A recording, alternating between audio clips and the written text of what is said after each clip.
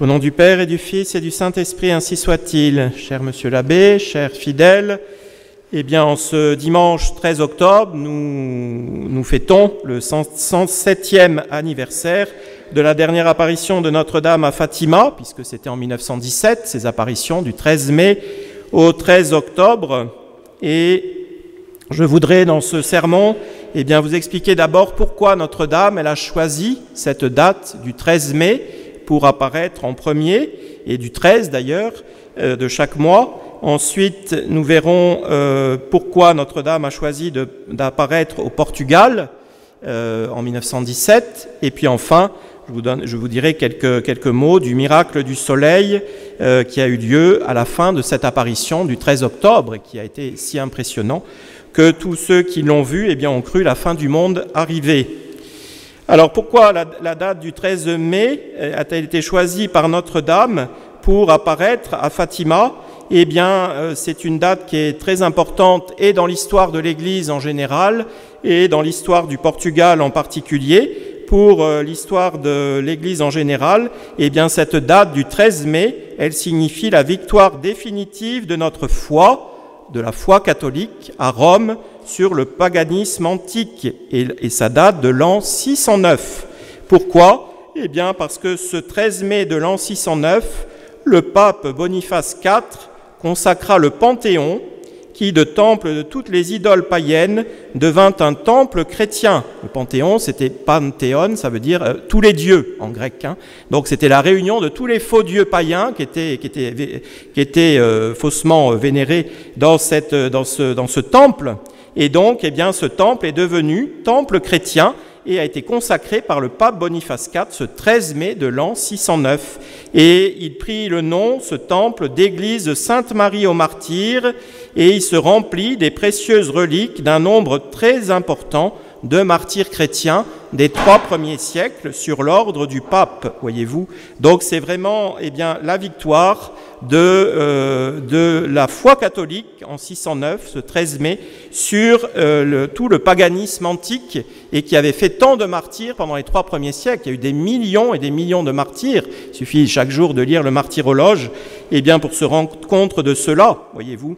Et ce 13 mai, eh bien, c'est la date d'origine, un petit peu, de la grande fête que nous célébrons avec tant de joie chaque année, que nous allons célébrer dans quelques semaines, du 1er novembre, la fête de tous les saints, puisque originairement, eh bien, elle était fêtée, cette grande fête, le 13 mai. C'est le martyrologe romain qui le dit à ce sujet. Je vous dis ce que dit le martyrologe romain à la date du 13 mai à Rome. La dédicace de l'église Sainte-Marie aux Martyrs, rite accompli par le bienheureux pape Boniface IV, qui purifia cet antique temple dédié à tous les dieux sous le nom de Panthéon, puis le consacra en l'honneur de la bienheureuse Vierge Marie et de tous les martyrs au temps de l'empereur Phocas. Dans la suite, le souverain pontife Grégoire IV décida que l'anniversaire solennel de cette dédicace se célébrerait au calende de novembre, 1er novembre, et en l'honneur de tous les saints. Donc cette fête, c'est la première fête de la Toussaint, qui a donné ensuite la fête de la Toussaint, qu'on célèbre maintenant le 1er novembre. Et c'est vraiment une grande victoire de notre foi sur le paganisme antique, et la victoire définitive de la foi catholique, à Rome spécialement, sur le paganisme antique. Il en est de même dans l'histoire portugaise, puisque eh bien, la reconquête, vous savez que l'histoire portugaise s'est faite par la reconquête de tout le territoire, depuis le nord du pays, depuis la région de Braga, jusqu'au sud, jusqu'à la région de Faro. Et donc, eh bien, cette reconquête, elle s'est faite spécialement au XIIe siècle, et une grande date de cette reconquête, ça a été l'an 1147, puisque Lisbonne, à ce moment-là, eh bien, a été conquise par les chrétiens et a été prise aux musulmans.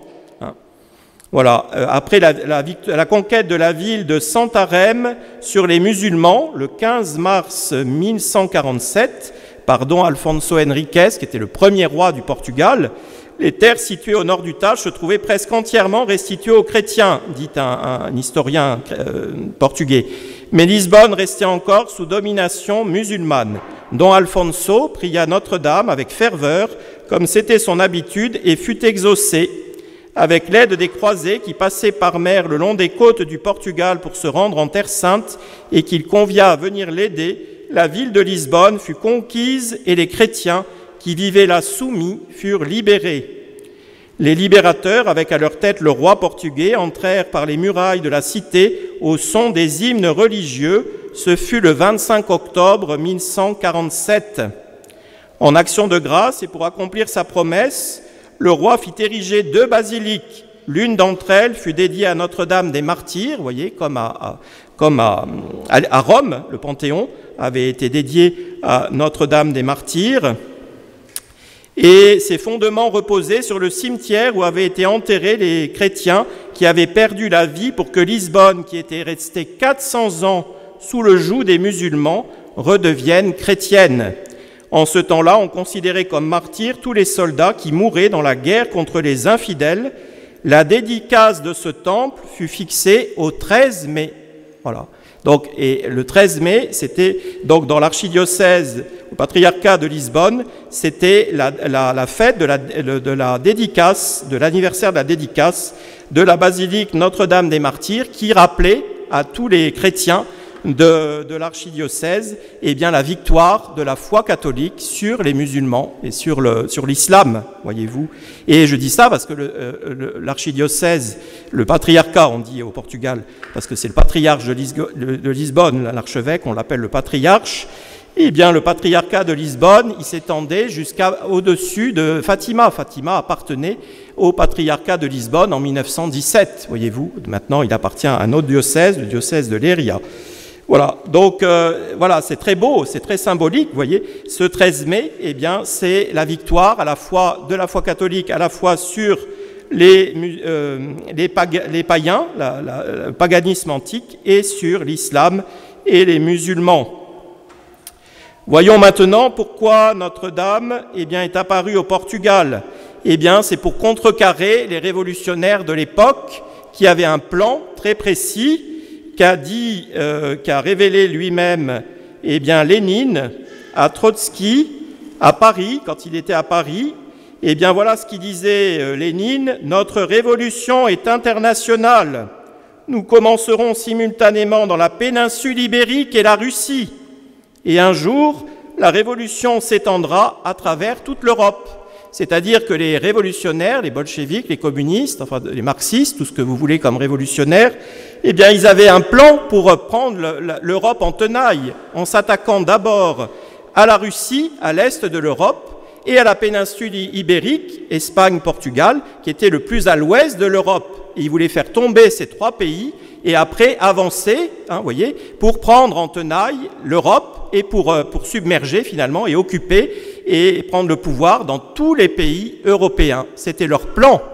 Et Notre-Dame, en apparaissant à Fatima le 13 mai 1917 jusqu'au 13 octobre, donc juste avant la révolution bolchevique en Russie, eh bien, elle fait échouer ce plan des révolutionnaires.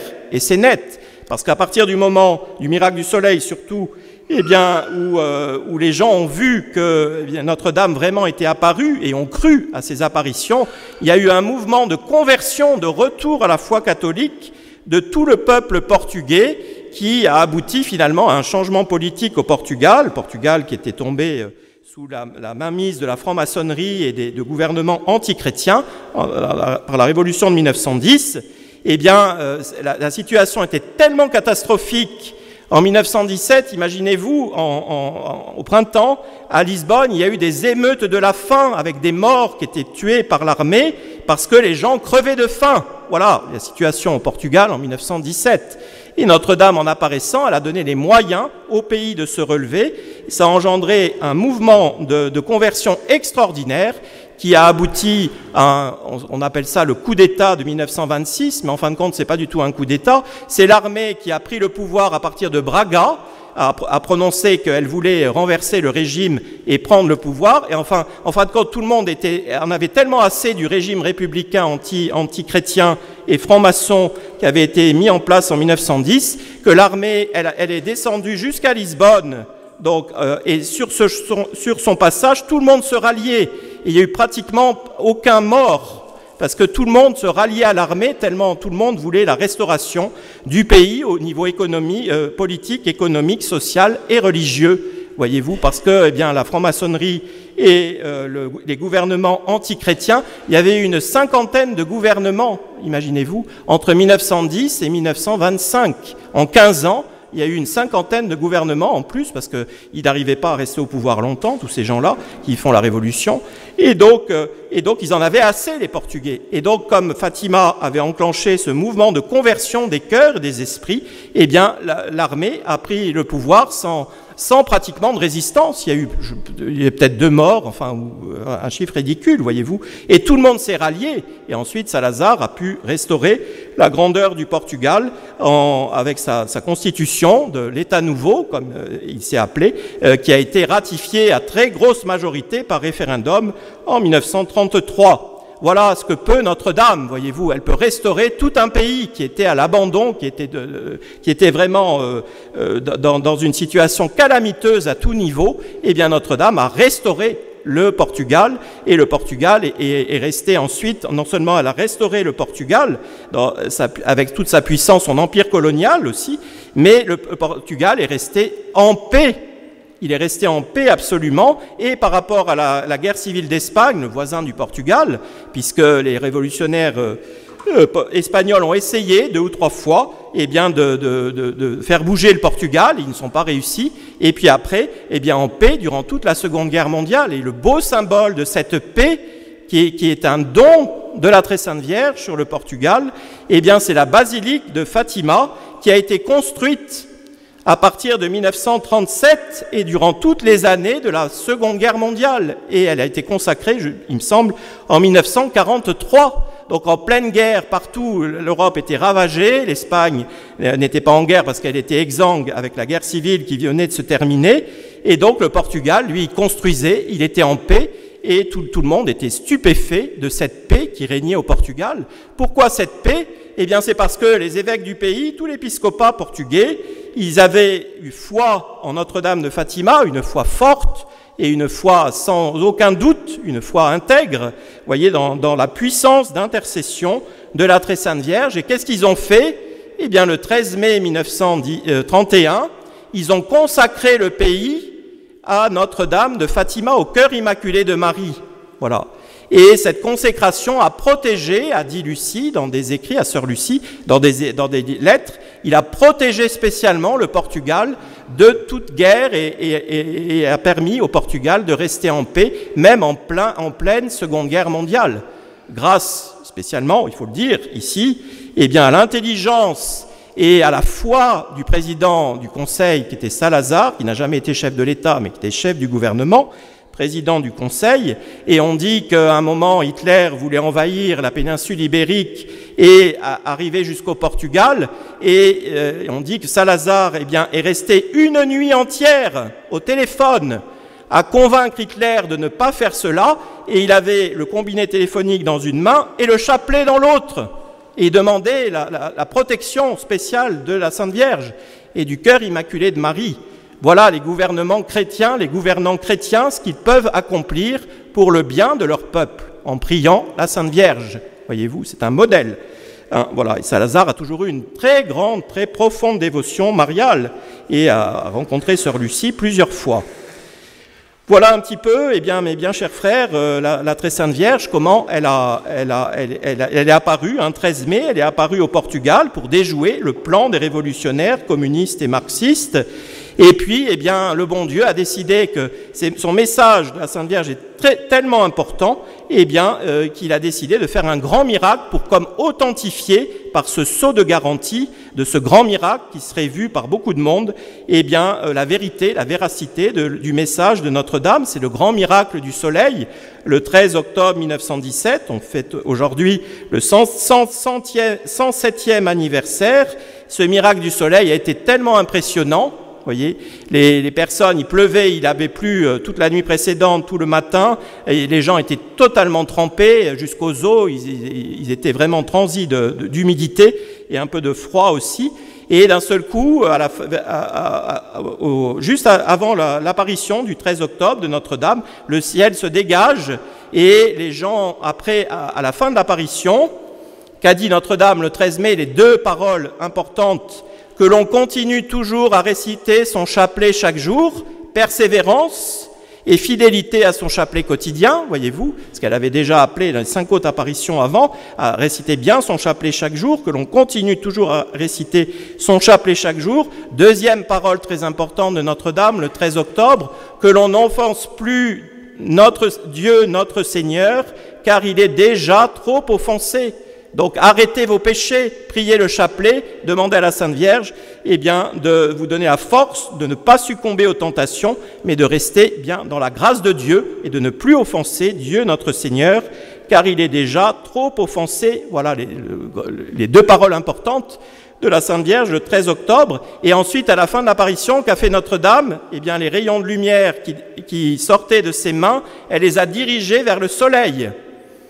Et Lucie a crié d'une voix forte, « Regardez tous le soleil !» Et le soleil, s'est mis à perdre son éclat. Tout le monde pouvait le voir très distinctement. Il est devenu un disque d'argent mat ou de perles mat, enfin, selon les descriptions. Tout le monde pouvait le fixer très très bien. Et le soleil, d'un seul coup, a commencé à tourner sur lui-même, à tourner comme une roue de feu. Et les gens l'ont vu. Et ensuite, il tournait très très vite, à une vitesse vertigineuse, disent les témoins, et il envoyait sur toute cette foule, il y avait environ 70 000 personnes présentes, et toute la région a vu ce miracle, parce qu'il y a des témoignages de gens qui ont vu le miracle au bord de la mer, de l'océan, à 40 km à l'ouest de Fatima, et tout le village d'Alburitel à 20 km à l'est. Donc toute la région de Fatima a vu ce même miracle. Et donc, en tournant sur lui-même, il envoyait sur la terre, sur cette région, le soleil, il envoyait toutes les couleurs de l'arc-en-ciel, si bien que tout prenait un ton jaune, puis un ton rouge, puis un ton vert, puis un ton violet. Enfin, c'était très impressionnant, vous voyez. Et puis, à un moment, il a commencé à faire des zigzags dans le ciel, des mouvements de zigzag, et il a fini par, en zigzagant, par semblait tomber. Il est descendu comme cela, de ce côté, et puis il a semblé qu'il s'écraserait sur la terre, et tous les gens ont cru que c'était la fin du monde, et tout le monde s'est mis à genoux, les gens récitaient leur acte de contrition, faisaient même leur confession générale de tous les péchés de leur vie à haute voix, et tout le monde demandait pardon de ses péchés, parce qu'ils ont cru que c'était fini, c'était la fin du monde, voyez-vous. Et juste avant de toucher terre, le soleil a commencé à remonter, vous voyez, il a fait comme ça, et ensuite comme ça, sous la forme d'une ellipse, et il est remonté, se placer au firmament, à sa place, et là, il n'a plus bougé. Et les gens, on a des centaines de témoignages écrits, des milliers même. Tous les gens ont vu cela, et tous les gens de la région qui regardaient vers le ciel à ce moment-là ont vu cela. Il n'y a pas d'hallucination collective, puisqu'il y a même des gens hors de la foule. Les ennemis de Fatima disent que c'était une hallucination collective, mais non, parce qu'il y a beaucoup de gens hors de la foule qui ont vu ce même miracle. Alors, c'est le sceau de garantie, voyez, de l'authenticité des apparitions de Notre-Dame à Fatima. Alors, on n'a aucun motif de ne pas croire à ces apparitions, à la véracité du message de Fatima. Et donc, demandons à la Très Sainte Vierge, à l'occasion de cet anniversaire, du 13 octobre, aujourd'hui il doit y avoir à Fatima 200 000, 300 000, non aujourd'hui c'est dimanche, il doit y avoir 500 000 personnes à Fatima, parce qu'à chaque fois que c'est dimanche, il y a une foule énorme, l'esplanade est pleine à craquer, voyez-vous, parce que les Portugais continuent à venir en foule à Fatima, chaque 13 mai et 13 octobre en particulier, et donc, demandons bien à la Sainte Vierge, de rester fidèle à notre foi catholique. Demandons-lui aussi de nous donner la force de résister à toutes les tentations, de ne plus offenser Dieu notre Seigneur, car il est déjà trop offensé. Et demandons-lui enfin toutes les grâces nécessaires afin que l'Église sorte de cette crise affreuse qu'elle subit depuis 60 ans, voyez-vous. Et elle nous a donné le moyen, la Sainte Vierge. Elle a demandé la consécration de la Russie à son cœur immaculé par le pape qui ordonnera à tous les évêques de faire cette consécration avec lui. Vous voyez, et donc elle n'a jamais été faite en bonne et due forme, cette consécration. Alors c'est la solution, c'est un moyen tout simple mais surnaturel. Pour le faire, il faudra un pape qui ait un esprit de foi et une dévotion profonde, une dévotion mariale profonde, une confiance entière en la puissance d'intercession de la Très Sainte Vierge. Mais ça va venir, Sœur Lucie l'a dit. À la fin, mon cœur immaculé triomphera, Sœur Lucie a dit, c'est une promesse bien absolument certaine, que la Russie se convertira et qu'il sera donné un certain temps de paix au monde. Elle a dit, c'est une promesse absolue. Il n'y a pas de condition, la Sainte Vierge va donner cette promesse. Alors, c'est à nous aussi de bien accomplir ce que la Sainte Vierge nous a demandé, et spécialement de prier pour hâter ce moment où le pape fera la consécration de la Russie au cœur immaculé de Marie, et puis hâter aussi ce moment par notre dévotion réparatrice au cœur immaculé de Marie, tous les jours, mais spécialement le premier samedi de chaque mois, et faisons bien cette dévotion réparatrice des 5 premiers samedis de 5 mois consécutifs, pour nous, pour obtenir la grâce d'une bonne et sainte mort, parce que c'est ce que la Sainte Vierge a promis. Voyez-vous, tous ceux qui feront cette dévotion réparatrice, les premiers samedis de 5 mois consécutifs, je promets de les assister spécialement à l'heure de leur mort, avec toutes les grâces nécessaires pour leur salut. A-t-on fait cette dévotion ? Est-ce que vous êtes majoritaire à avoir fait cette dévotion, ici, qui m'entendez ? 5 premiers samedis de 5 mois consécutifs. Il faut se secouer un peu, il faut la faire, et puis quand on l'a fait pour soi-même, il faut le faire pour chacun des membres de notre famille. C'est ce que je suis en train de faire, moi, en ce moment. Je fais la dévotion réparatrice pour ma mère, qui est âgée, mais qui est bonne chrétienne, donc j'espère qu'elle aura toutes les grâces nécessaires, mais quand même, je fais cette dévotion réparatrice pour le salut de son âme. Alors on peut le faire pour les autres, après. Voilà. Alors, utilisons les moyens que la Sainte Vierge nous a donnés. Il y a quand même très peu de monde. Enfin, je suis toujours à Pornichet, moi. Je suis très content à Pornichet parce que les gens m'ont écouté et là, maintenant, ils sont nombreux à faire cette dévotion réparatrice le premier samedi du mois. Mais il ne faut pas négliger ce que le bon Dieu nous donne comme moyen. Le premier vendredi, premier samedi du mois, toutes ces dévotions sont très importantes pour apaiser le courroux de Dieu, la colère de Dieu et nous donner les grâces nécessaires, au moins pour nous, pour sauver nos âmes et sauver celles de ceux qui nous sont chers. Alors demandons bien tout cela au cœur immaculé de Marie, et puis venons nombreux ce soir, déjà cet après-midi, pour ceux qui veulent, les rosaristes et tous ceux qui sont intéressés pour cette réunion des rosaires vivants, et puis ce soir, pour entourer Notre-Dame avec grande piété, grande ferveur, grande confiance aussi, et puis ranimer ainsi notre dévotion mariale, voyez-vous, pour ensuite en vivre dans les semaines, les mois et toute l'année qui vient. Ainsi soit-il. Au nom du Père, du Fils et du Saint-Esprit, ainsi soit-il.